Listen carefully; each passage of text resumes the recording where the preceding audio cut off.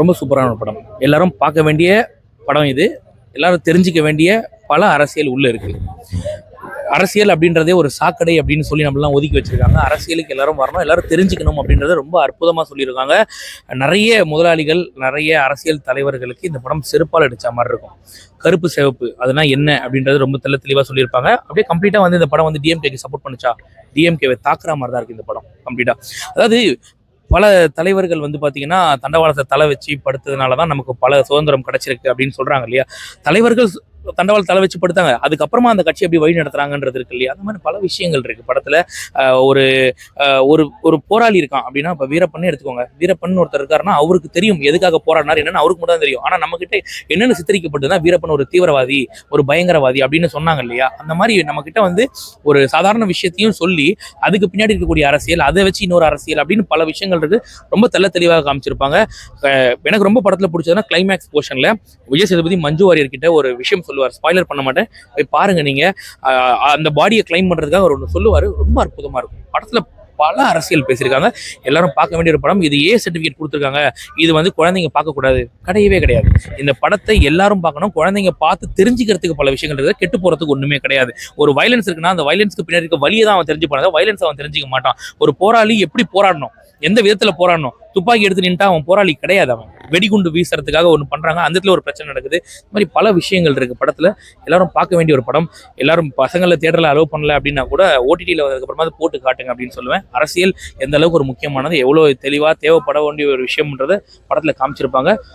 ரொம்ப சூப்பரா இருக்கு படம், ரொம்ப அருமையா இருக்கு. சூப்பரா பண்ணியிருக்காரு விஜய் சேதுபதி.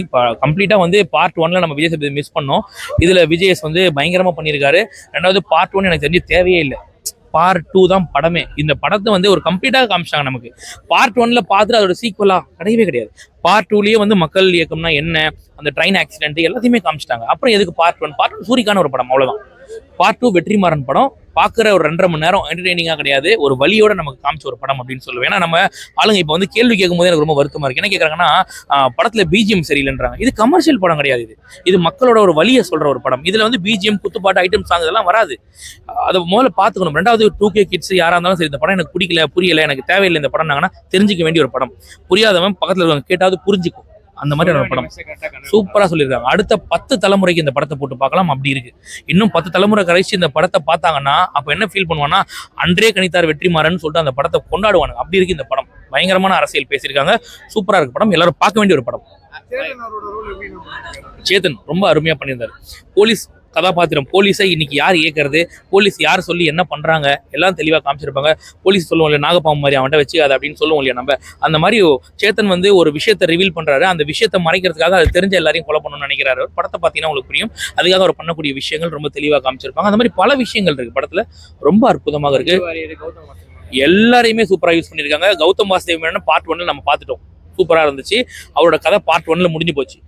சூரிய பார்ட் 1ல நம்ம பார்த்தோம், அவர் கதை பார்ட் 1ல முடிஞ்சு போச்சு. பார்ட் 1ல நம்ம யாரை பத்தி தெரிஞ்சுக்கலையும் அவங்கள பத்தி மட்டும் தான் பார்ட் 2ல தெரிஞ்சுக்கிட்டோம் அப்படின்ற மாதிரி. இன்னும் அவங்கள பத்தி எலாபரேட் பண்ணியிருந்தாங்கன்னா 4-5 மணி நேரம் படம் போயிருக்கும். அதனாலதான் பார்ட் 1 பிரிச்சுட்டாங்க. எனக்கு தெரிஞ்சு பார்ட் 2 மட்டுமே போதுமான ஒரு படமா தான் இருந்தது. சூப்பரான ஒரு படம், ரொம்ப அருமையா இருந்துச்சு. அவரு தான் வந்து பாத்தீங்கன்னா படத்தை வந்து இது இந்த கான்செப்ட்ல தான் போக போகுதுன்றதை பில்ட் பண்ணி கொண்டு போனதே ஆடுகளம் கிஷோர் அப்படின்னு தான் சொல்லுவேன் நான். கின் கருணாசால படம் வந்து ஸ்டார்ட் ஆகி அடுத்த கடத்துக்கு போனா கூட, பட் இதை எப்படி கொண்டு போனோம், எப்படி வந்து ஒருத்தன் வந்து மக்களுக்காக ஒரு தலைவனாக மாறணும் அப்படின்றது எல்லாத்தையுமே வந்து கிஷோர் அவர்கள் தான் கொண்டு போயிருந்தார். அந்த விதத்துல கிஷோரோட கதாபாத்திரம் ரொம்ப அருமையாக இருந்துச்சு. நம்ம கிட்ட சொன்னாங்க இல்லையா, தத்துவம் இல்லாத தலைவர்கள் வந்து ரசிகர்களை மட்டுமே உருவாக்க முடியும், நல்ல ஒரு முன்னேற்றத்துக்கு வழிவகுக்காதுன்னு சொன்னாங்க இல்லையா. இது விஜயை குறி வச்சு சொன்னதா சொன்னாங்க இல்லையா. இது சொன்னதும் ஒரு அரசியல்ன்றத படத்துல சொல்லியிருக்காங்க. இது வேற ஒரு விஷயம், அதை நமக்கு வேற மாதிரி போர்ட்ரேட் பண்ணி சொல்லியிருக்காங்கன்றத தெளிவா சொல்லியிருக்காங்க. சொன்னவன் எவ்வளவு பெரிய தற்கூறின்றத இந்த படத்தை பார்த்ததுக்கு அப்புறம் மக்கள் புரிஞ்சுப்பாங்க. விஜய் சேதுபதி போய் நான் சரண்டர் ஆகிறேன் அப்படின்னு சொல்லும் போது அவருக்கு கூட இருக்க ரசிகர்கள் சொல்றாங்க, நீங்க போயிட்டீங்கன்னா எங்களை யாரும் வழி நடத்துவா. நம்ம கிட்ட ஒரு தத்துவம் இருக்கு, அந்த தத்துவத்தை வச்சு அடுத்த தலைவர்களா நீங்க தான் மாறணும்ன்றது சொல்றதுதான் அவர் அப்படி சொல்றாரு. அதை உடனே வந்து விஜய்க்காக மாதிரி ரசிகர்கள் இருந்தா அது விஜய் தானா அப்படின்ற மாதிரி ஒரு கேள்வி. அது மாதிரி நிறைய அரசியல் நடக்குது பின்னாடி. நமக்கு ஒரு விஷயத்தை காமிச்சு இந்த விஷயத்துக்கு பின்னாடி இருக்க அரசியல் ரொம்ப தெளிவா படத்தை பார்ப்பாங்க. பார்த்தவங்களுக்கு புரியும். நான் 2-3 தடவை கூட இந்த படத்தை பார்க்கலாமன்ற மாதிரி தோணுச்சு. ஏன்னா கண்டிப்பா நாளைக்கு நைட் ஷோ ஃபேமிலியோட நான் போறேன், திருப்பியும் ஃப்ரெண்ட்ஸோட போலாமன்ற மாதிரி தோணுச்சு. அந்த மாதிரி சூப்பரான ஒரு படம், நல்ல ஒரு தாக்கத்தை கொடுத்துச்சு. அந்த இடத்துல எனக்கு போரே அடிக்கல. எனக்கு 10க்கு 10 மார்க் தருவேன். போஸ் வெங்கட் சார் இன்க்ளூட் பண்ணிருக்காங்க படத்துல. அவரோட கேரக்டர் எப்படி? போஸ் வெங்கட் நெகட்டிவ் ஷேட் பண்ணியிருந்தாரு, நல்லா தான் பண்ணியிருந்தாரு. கொடுத்த கதாபாத்திரத்தை நல்லா பண்ணியிருந்தாரு. தேவையான ரோல் தானா இல்ல வந்துட்டு அவரோட ரோல் வந்து எப்படி எவ்வளவு இல்ல அவரு அந்த ஒரு பண்ணையார் மாதிரி ஒரு ரோல் ஒன்று பண்ணியிருப்பாரு. அந்த ரோல் கரெக்டாக தான் இருந்துச்சு, நல்ல ஆப்டாக தான் இருந்துச்சு. அவரு நெகட்டிவ் ஷேட் பண்ணியிருந்தாரு. மனுஷன் நெகட்டிவான மனுஷன் தான், நெகட்டிவ் ஷேட் பண்ணதுல தப்பு இல்லைன்ற மாதிரி தோணுச்சு. அவரு கரெக்டான ரோல் தான் கொடுத்துருக்காங்க, நல்லா தான் இருந்துச்சு. ஓவரால் ஒரு பிளாக் பஸ்டர் இந்த மூவி வந்து எல்லாருக்கும் இந்த படம் வந்து எத்தனை ஜென்ரேஷன் வேணாலும் பார்க்கலாம். இந்த படத்தை வரவேற்கணும். இந்த படத்தை புரியலன்னு சொல்றவன் அவன் மட்டும் வளராம கூட இருக்கவனையும் வளர விடாம பண்றான்றதை தெரிஞ்சுக்கணும். நம்ம வேற ஒண்ணுமே கிடையாது. அரசியல் அப்படின்றது இந்த ஜென்ரேஷன் பீப்புள் தான் தெரிஞ்சுக்கணும், அந்த ஜென்ரேஷன் தான் இல்ல. குழந்தையில இருந்தே நீ ஒரு விஷயத்தை வந்து கத்துக்கிட்டே நீ வளரன்னு வச்சுக்கோயேன், தப்பே உனக்கு நீயும் தப்பு பண்ண மாட்டே, சுத்தி இருக்கவங்களையும் தப்பு பண்ண விட மாட்டேன்றதான் படத்துல காமிக்கிறாங்க. எல்லாரும் பார்க்க வேண்டிய ஒரு படம், தெரிஞ்சுக்க வேண்டிய ஒரு படம். படம்லாம் அடிக்கிறது, கொடுமைப்படுத்துறதெல்லாம் இருக்குல்ல, அப்படிலாம் இல்லாத அவங்களுக்காக போராடி எல்லாருமே சரிசமம் தான். அப்படி இப்போ இருந்தால் தான் அவங்களை மதிக்கணுமா? ஒன்றுமே இல்லைனாலும் அவங்களையும் சரிசமாக நம்ம மதிக்கணும் அப்படின்றத தெளிவாக காமிச்சிருக்காங்க. அதெல்லாம் இல்லை. இப்போ கேட்டார் பத்தியா, சொல்லித்தாரு நாங்களும் வரோம், எங்களை ஈக்குவலாக மற்றவங்க கூட சரிசமாக கூட வச்சு நீங்கள் பாடம் எடுக்கிற மாதிரி தான் உள்ள வரோம் அப்படின்னு கேட்குறாங்க.